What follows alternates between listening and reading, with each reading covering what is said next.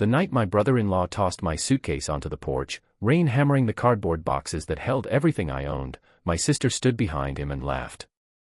Not a nervous laugh. A real one, sharp and delighted, like she'd been waiting years for this exact moment to arrive. Before we go further, if you believe in kindness and second chances, hit that like button, drop a comment, share this with someone who needs hope today, and subscribe to Kindness Inspire, because stories like this one deserve to be seen. My name is Marisol Vance, and 18 months before that rain-soaked night, I had a husband, a townhouse, and a job at a marketing firm downtown. Then my husband left with a woman from his gym, the townhouse went with him in the divorce, and 3 months later the firm restructured me out of a paycheck. I called my older sister, Denise, because that's what you do when the floor disappears beneath you, you call family. Denise said, of course, come stay with us, we're family. Her husband, Gary, didn't say much of anything, just looked at me the way you look at a stray dog that wandered onto your lawn. I told myself it would be temporary. 2 months, maybe 3, while I found my footing. I took the guest room above their garage, the one with the water stain shaped like Florida on the ceiling, and I applied to every job I could find. Marketing coordinator, executive assistant, retail management, anything. Weeks passed. Then months.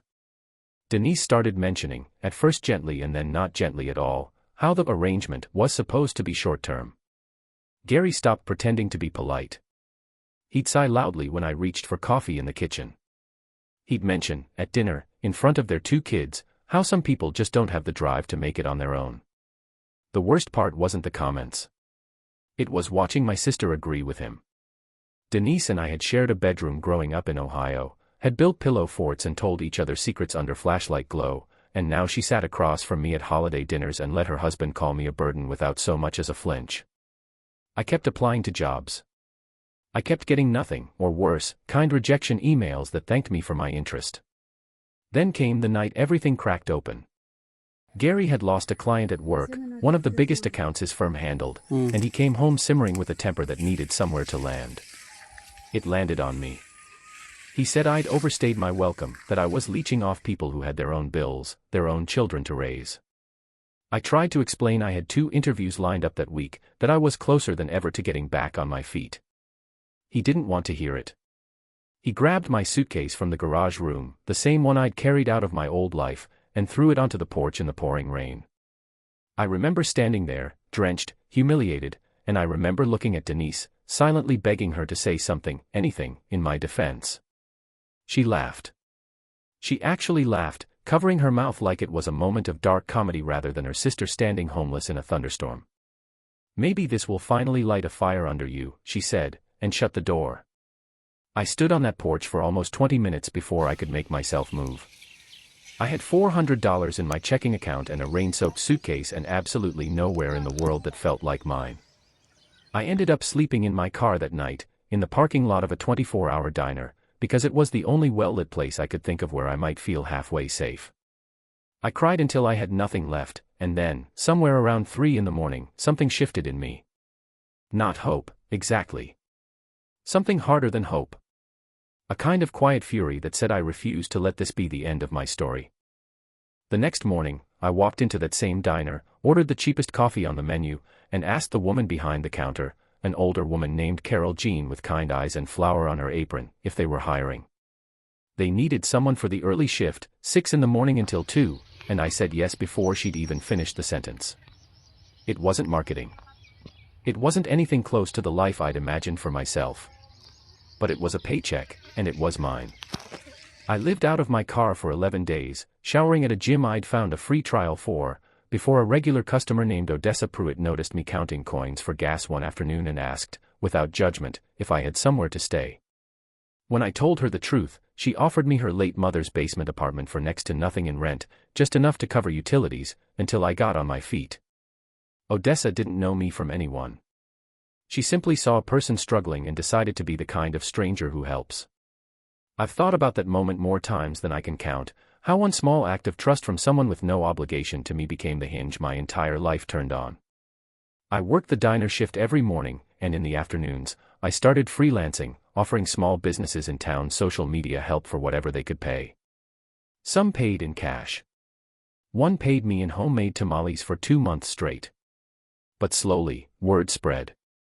The owner of a local boutique told a friend who owned a landscaping company, who told a friend who ran a small accounting firm, and by month 6 I had 11 regular clients and had to give up the early diner shift because there weren't enough hours in the day. I won't pretend it was easy or fast.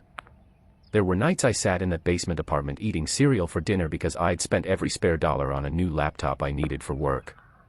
There were moments I called my mother crying, asking why my own sister could watch me suffer and feel nothing. My mother, for her part, tried to stay neutral, the way parents sometimes do when they're afraid of losing either child, and that neutrality hurt almost as much as Denise's laughter had. I learned, slowly, painfully, that sometimes the family you're born into isn't the family that shows up for you, and that Odessa, and Carol Jean, and the strangers who became clients and then friends, were teaching me what real support actually looked like. By month 10, my freelance work had grown into something that needed a name, a real business, so I registered it as Vance Digital Collective and rented a tiny shared office space above a bakery. By month 14, I had hired my first employee, a bright college dropout named Priya Okafor who reminded me painfully of myself at 22, hungry and underestimated. By month 16, one of my early clients, the boutique owner, connected me with a regional retail chain looking for a full marketing overhaul, and that single contract changed everything. Anji. It was more money than I'd made in the entire previous year combined. If this story is touching your heart right now, please take a second to like this video and leave a comment telling me where you're watching from. It means more than you know, and it helps this story reach someone else who might need it today. 18 months after that rainy night on Denise's porch, I signed a lease on a real apartment, my name only, no one else's, with a view of the river and enough space for the life I was rebuilding. I bought new furniture for the first time since my divorce. I hired 2 more employees. I started sleeping through the night again. And then, almost by accident, Denise reached out. She'd heard through our mother that I was doing well, and she wanted to see me, wanted to catch up like old times. I agreed to meet her for coffee, mostly out of curiosity, and I watched her face when I pulled up in the car I'd bought myself, when I mentioned the office, the employees, the retail contract. I watched the calculations happening behind her eyes, the arithmetic of guilt and envy she was clearly doing in real time.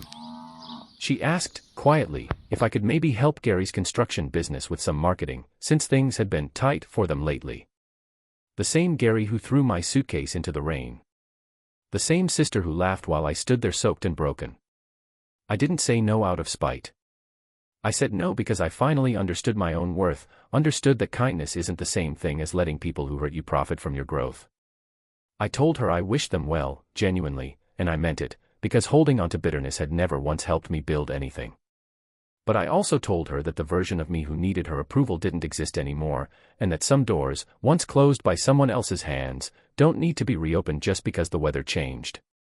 If this story moved you even a little, please make sure to comment the word strength below before you go, so I know this reached the people who needed it most.